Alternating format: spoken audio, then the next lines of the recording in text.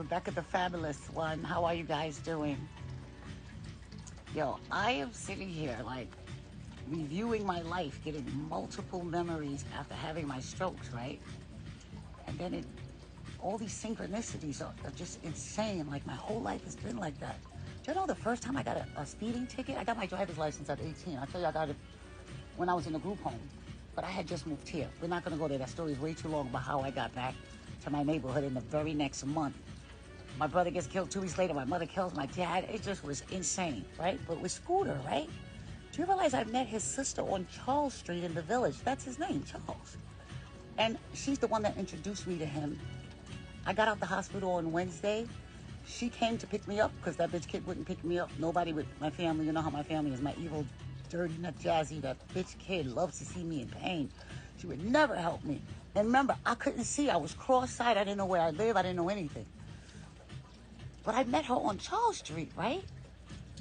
And for 10 years, we're working together as vendors, right? And then after I had my show, I have to meet her brother, obviously. Why not before, right? Nobody ever introduces me to anyone, ever. As a matter of fact, no one's ever even seen me with somebody I'm fucking with. No one.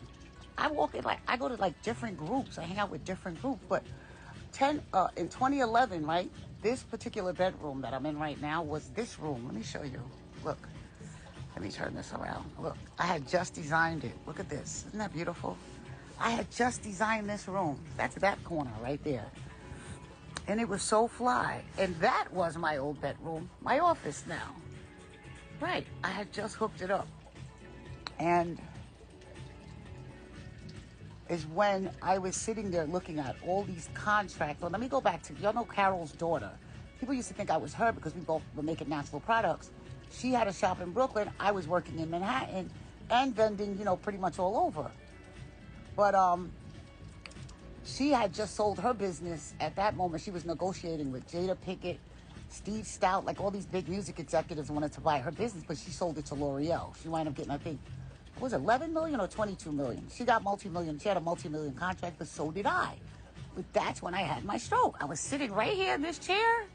Look, right in this chair, in this corner, when my brain started squeezing like this. It just went like this, squeeze, and then snap. I'm in the hospital for 11 days, almost 2 weeks. And Susan came to visit me twice. Now, I just dialed her in my phone. I didn't know who to call. I didn't even know who the fuck she was. She came to visit me twice. Oh, I'll take care of you, Rebecca. She picks me up on Wednesday, and she tells me I'm doing a African mass class at the Schomburg. Why don't you come? Remember, I just had a massive stroke. At the hospital, I had the first one, and then 2 days later, I had two more. Because I was so pissed that this bitch kid wouldn't come. Nobody was there. I actually found the letter where I wrote the hospital.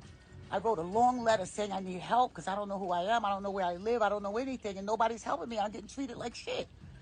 Remember, I couldn't even see. I could only see half the paper, but I could still write. I actually found my letter of writing the doctors, because it was like 10 of them that saved my life, saying, thank you for saving my life. I wrote that right out of the fucking coma, thanking them. I'm so glad I'm a businesswoman. I put everything in writing. But what was really a miracle, right, is how sick I was, right? I was dead. And how I woke right up and started writing letters and speaking and, and how he was killing. Can you imagine somebody kills you and then you wake up with that killer right next to you, or the breathing machine? So you got to know they want you dead. So that's what he was using to kill me, was my fucking breathing tube. And my brother came in and caught him, and he was like, what are you doing? And he stopped him and then walked out and left, fixed it and then left. Like I said, the story is so intense that not only did I meet his sister on Charles Street, right? When I meet him, we both have 3 siblings left. Remember, I have 7 siblings, but I only have 3 left. 1 brother and 2 ugly sisters. Just like him, 1 brother and 2 sisters. Remember, his mother and my sister both popped in the head themselves, and they lived on the same block, and they did it at the same age within different years, right? When I met him, he lived right around the corner from her. I didn't even know she was dead when I met him, because, I tell you, my whole family is all disjointed, right? So then it dawns on me that when that Saturday, Susan comes to pick me up to take me to the Schomburg, she had me carrying all these boxes. Yo, it was like 4 feet of snow outside. That's the last time we had a lot of snow, right? And this is just a preview of how I'm doing this whole series and everything. And she had me carrying all these boxes, and she goes, well, my brother's coming with his son. I want you to meet him. I was like, I don't want to meet anybody, girl. I don't even know who I am. Let me get my shit together. You ain't never introduced me to nobody. Then she showed, let me see a picture of him, right, in the hospital. She shows me a picture of him in a coma. And I'm like, it looks like a wildebeest. He's like all big, and he didn't even have a lot of wires on. He was just laying there looking big, like the motherfucker from Bugs Bunny with the big rollers in. Remember that big guy down the stairs? Like that. That's what he reminded me of. And I just was like, I could see with one eye, and it was like everything was lopsided to join. But if I opened both eyes, your face was all melted, and it would keep distorting, like it was just an animated face. It was very scary. And then the room was like lopsided. And if I read a piece of paper, I could see the words, but then I couldn't really see them that well. So I really did need some help, man. I was like fucked up, but I'm a medicine woman. I know how to heal everything. But all this was done by God. He was tired of it. Imagine if I had signed that contract. I'm looking at a multi-million-dollar contract from several different companies, right? When it happens, snap, all of a sudden, I felt my brain squeeze, and then I couldn't see the screen anymore. I could only see half of it. I remember Jerry Springer was on, and I was like, oh, shit. I had a stroke. Damn, oh, well. I felt good. I swear to God, I started telling jokes. I was on the phone. One of my haters laughing. I got a date tonight, man. I'm still going. Why not? They're going to keep me. I know the hospital. They're going to keep me, so I might as well go to town first. It was amazing how much stuff I had remembered right after the stroke. Wait, what happened? What happened to the music? But we go to the Schomburg, right? Let me tell you how wild this is. Wait, I got to get my music back on. Why did it even go off? Oh. We go to the Schomburg, right?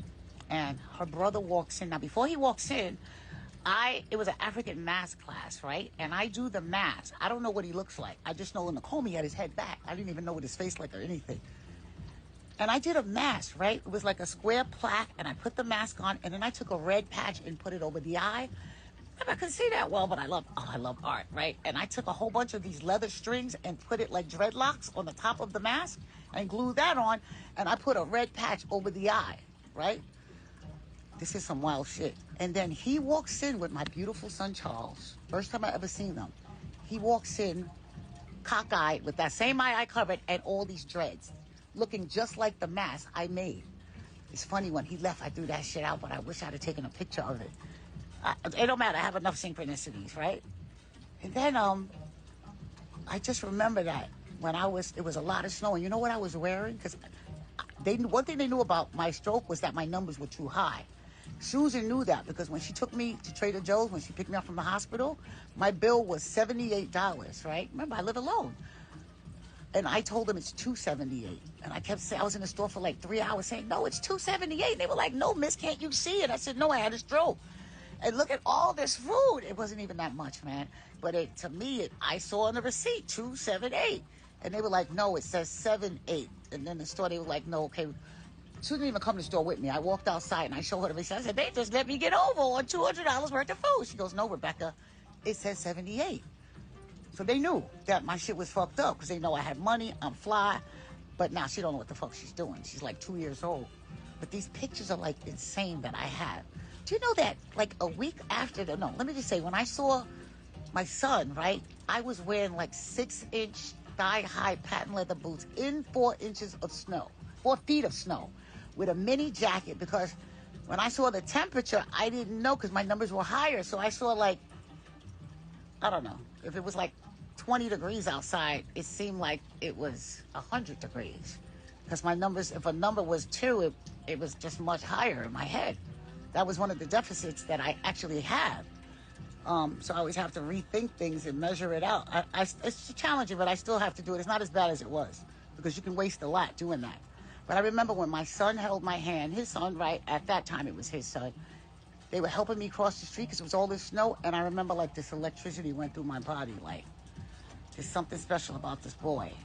And the very next day I went on a date with Scooter on a Sunday. He got here 3 hours early, waiting downstairs. And then we went to to City Island. He said, where do you want to go? I said, City Island. That's where we used to go as a kid. I tell you, my whole childhood came back. But I meet him on Charles Street. He was in a coma for 16 days. We're blind in the same eye. 19, the leg that he broke, falling down the hole. I went to buy a $5 sandwich and broke my leg, tore both shoulders, fucked my neck up, back, my whole body, buying a $5 sandwich in the store. There was no reason for me to fall. Okay, I have that on video too, where he didn't even help me up. He's just looking like it's just whole story is so overwhelming and intense. But y'all better get ready because this is some good stuff. It's amazing.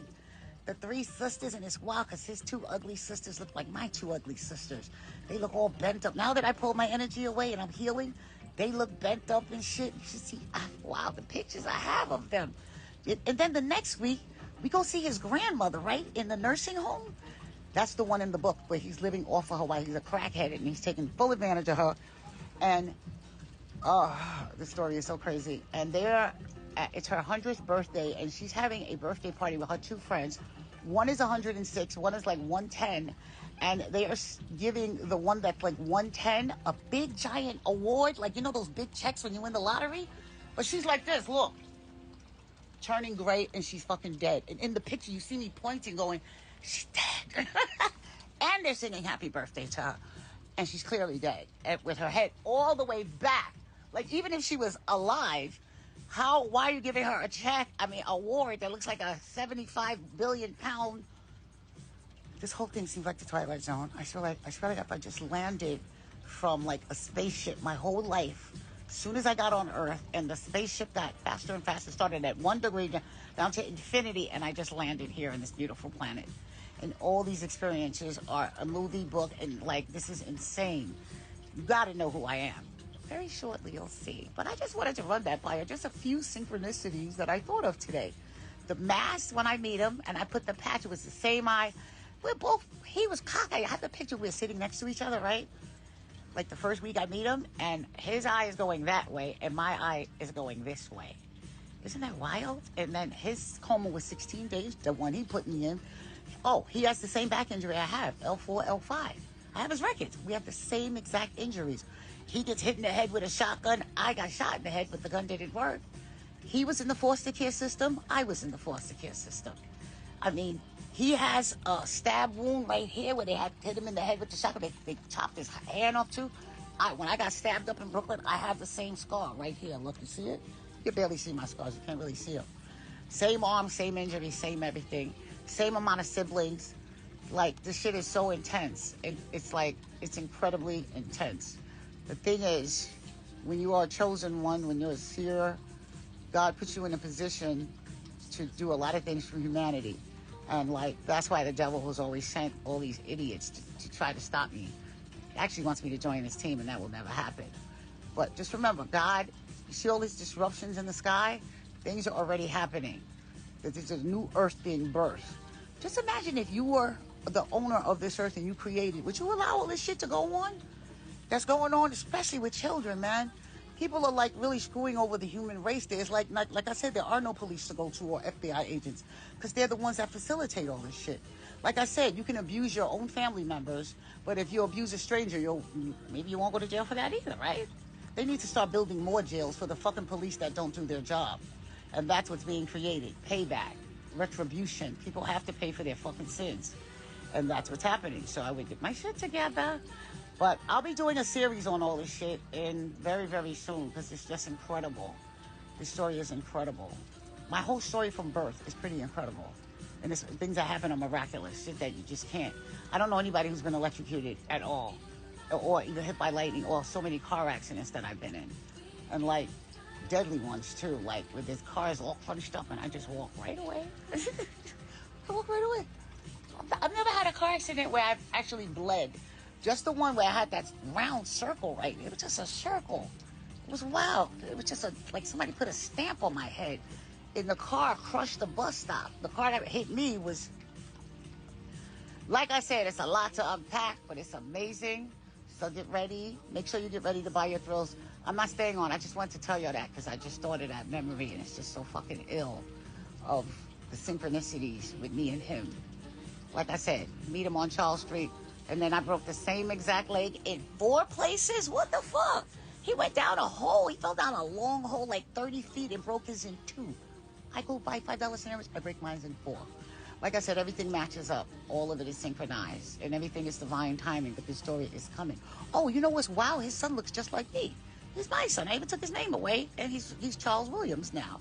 All right? And that bitch kid, that demon child with the exorcist kid I gave birth to, Her ass looks just like him. Big head, high yellow. Oh, and then I realized the first boyfriend I had, the one that was in jail, Mike Sirianni, he was a crackhead. Scooter's a crackhead. And like, so I know what the next phase I'm going into. Remember, I'm reliving my whole life all over again. So now I know what phase I'm going into now, which was after Mike came Sheppy, and the corporate job and the acting and everything was fabulous. What won't happen is the hell that took place in 87. That won't happen. Because now I did the work. You gotta do the fucking work. Work for yourself. All right, I'm gonna go. I have things to do today, and I'm working on things that are coming, but I work hard in silence. Today's juice day, too. I'm juicing. All right, guys, say hi to Rumi. Rumi's tired. You tired, right, girl? All right, I'll see y'all later.